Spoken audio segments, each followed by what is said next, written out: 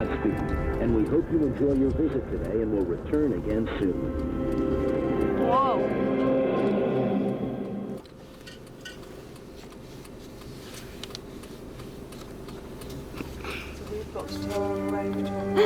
Welcome to Kennedy Space Center and greetings from the Visitor Complex News and Information Station, located at 1320 on your AM dial.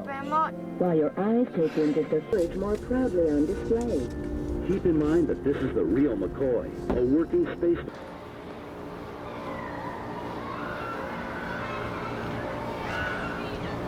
It's a reflection now.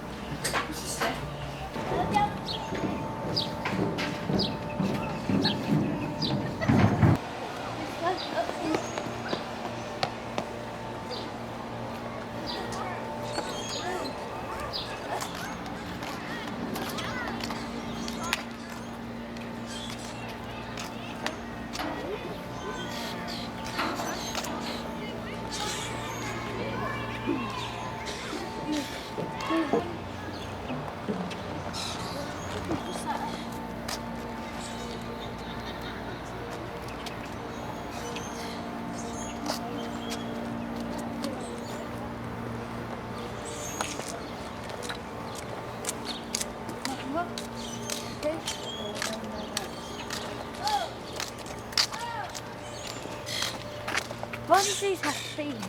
They're right. No.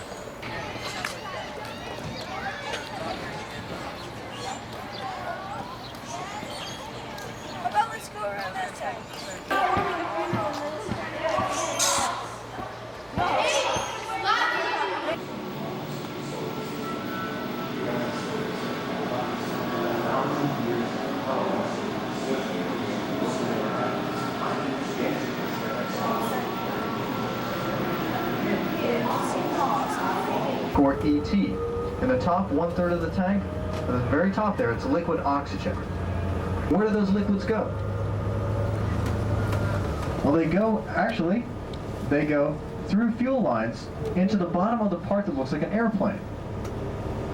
The part that looks like an airplane is called the orbiter. The reason we call it the orbiter is the only part that's used actually orbits the Earth and then comes back for a landing. The other components are only used during liftoff and fall away very soon after that. Well, there are 3 main engines on the back that we'll be able to see in just a moment. They're bell-shaped, sticking out there, and nest in just a little while. But and something else there, if you look, do you see that building? It looks like it's the 3rd largest building in the world. It used to be the first when it was finished in the mid-60s, but now it's number 3, behind a couple of aircraft plants, one in Everett, Washington, and that's how they communicate between here and other NASA centers. You see there's a big white satellite dish out there that was put up there by RCA, and that was what they were using for many, many years. But and the main job for them is to calibrate the instruments used for launch. A lot of measurements have to be taken during launch together. The most recent addition to the list was Brazil.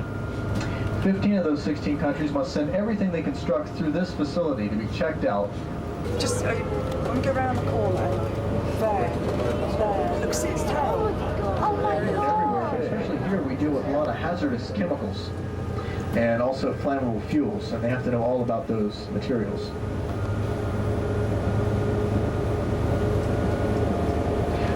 Now, if you look ahead, there's a building with the smokestacks coming out of it, and there's some silver piping coming out of there that you may have noticed is running all around the industrial area.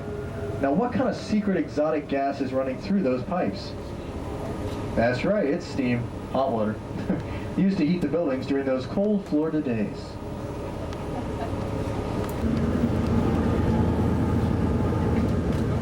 What exactly are astronauts thinking about when they're heading off to fly their missions? Anybody have any ideas? Okay, you might be thinking I shouldn't have had that last glass of orange juice this morning. But most of the astronauts I talked to, they're very concerned about the mission ahead and following all the procedures in order to have a successful flight. So you think they're a little nervous? Well, sure, they're very brave, but you don't go into space every day. You're going to be nervous about this. How about, remember Alan Shepard? Poster board, and when they had another bald eagle's nest, it's supposed to be 8 feet in diameter.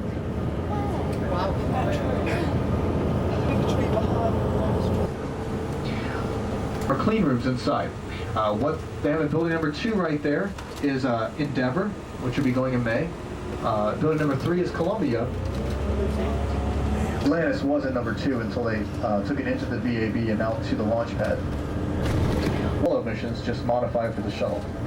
Once that's in place, they bring in the segments of the solid rocket boosters. They stack them up on top of the platform and bolt them down.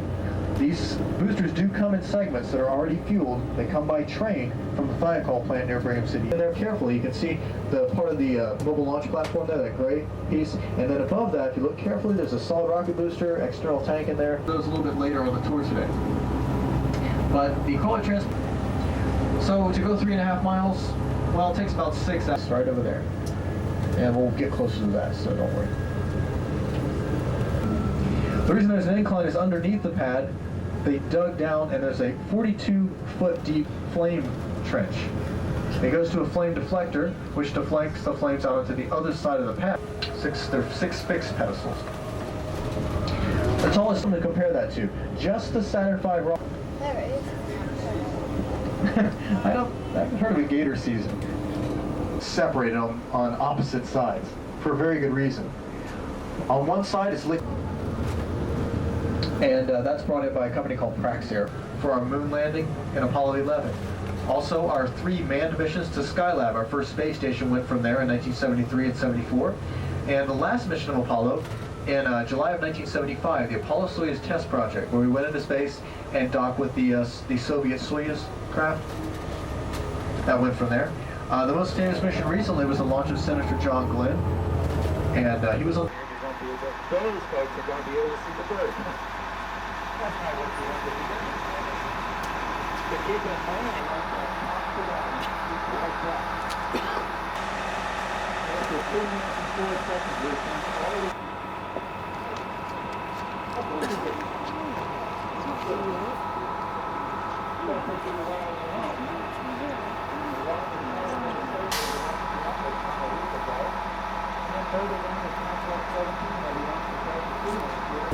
These feature rockets we brought over from Germany after World War II, we were launching out there, along with a team of rocket scientists. Big.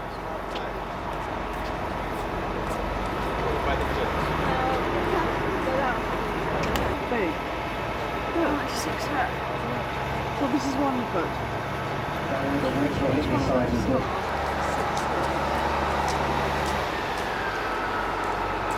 Emily!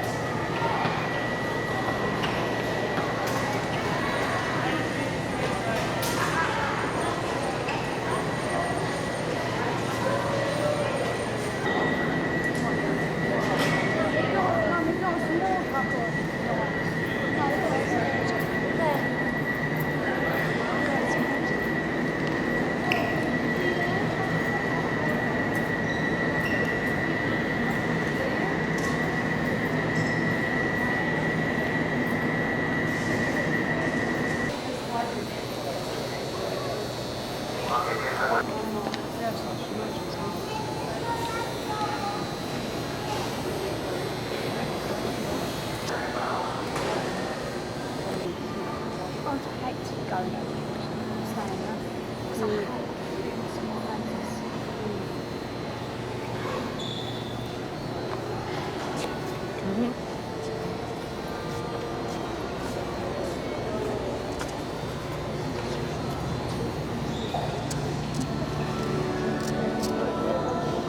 think I'm going to do it look like that then.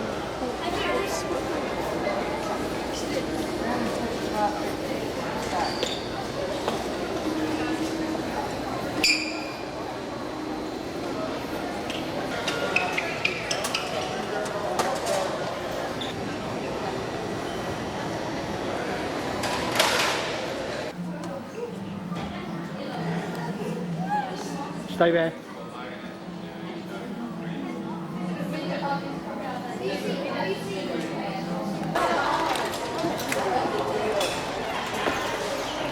Thank you very much.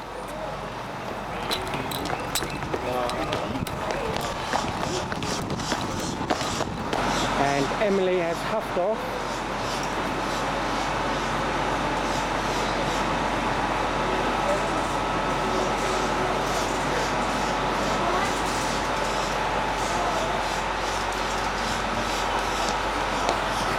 And she's still huffing. Emily. Emily, try this. I've got some sweets.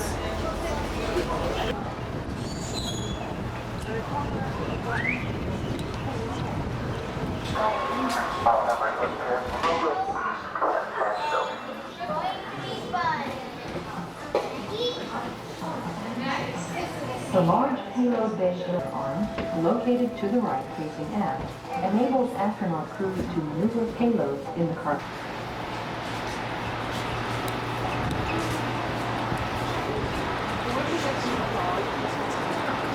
What's the matter? What's the matter with her?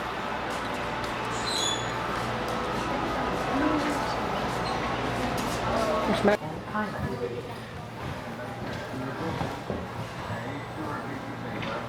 Animal down there.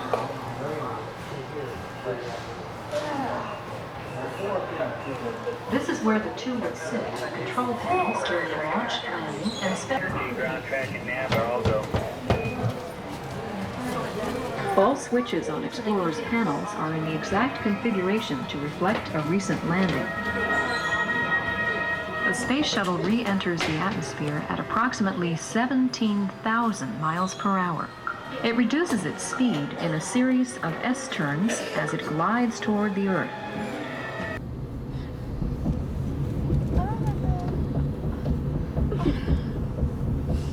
Packy taxi. It's supposed to pack in it. No.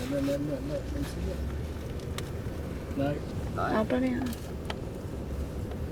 Oh, yeah, it is. Where's the school bus? Right down there. Oh, look, they're blocked. Yeah, videoing them, Lee. Yeah. And it's, oh! God!